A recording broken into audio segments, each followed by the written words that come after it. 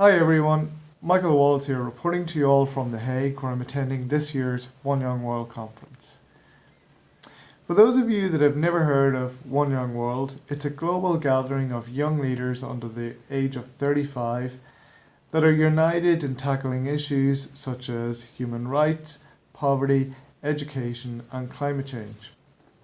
The event this year is taking place in The Hague from Wednesday until this Saturday, the 20th of October, and it'll be attended by 1,828 delegates from 192 different countries.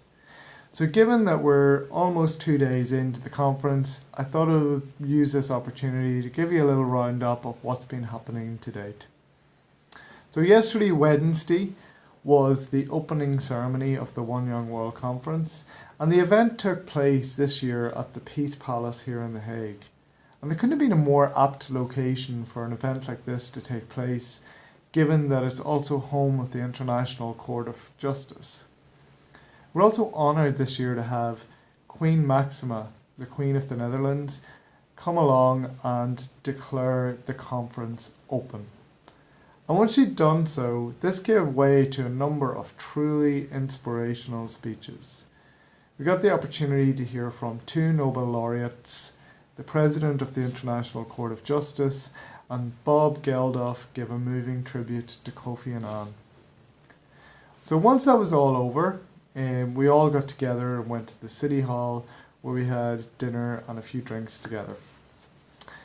Then today, Thursday, was the first full day of the conference. It all began at 6:30 a.m. European time.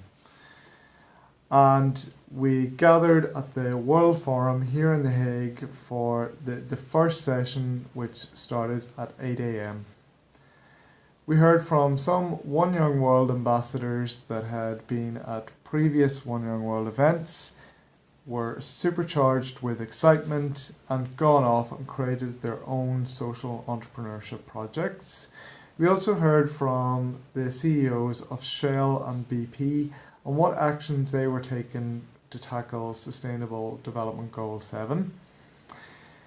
We also heard from members of Lotus, which is a charitable foundation set up by J.K. Rowling to put an end to the institutionalization of children.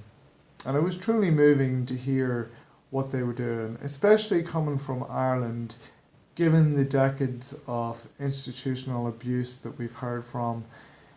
This charity is taking positive steps to ensure that this never happens again.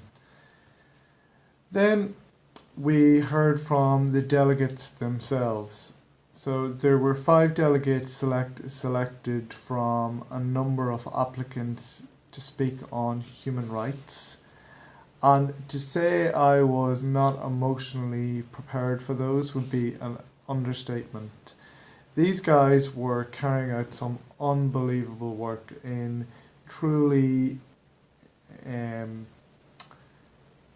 harsh conditions in the world, both politically and economically.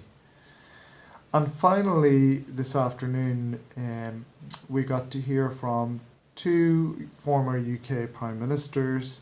We heard from Sir Richard Branson, and we also heard from 8 survivors of sexual violence. And it was truly inspiring to hear what these individuals were doing to ensure that it never happened to anyone else ever again. So that's it. It's been an emotional roller coaster. I've learned a lot, and I can't wait to come back and share my experiences with you all. And I'd urge you to keep an eye on my Twitter feed, on my Instagram feed at MichaelJWalls84, where I'll be sharing updates on what's happening over the next few days. Thank you.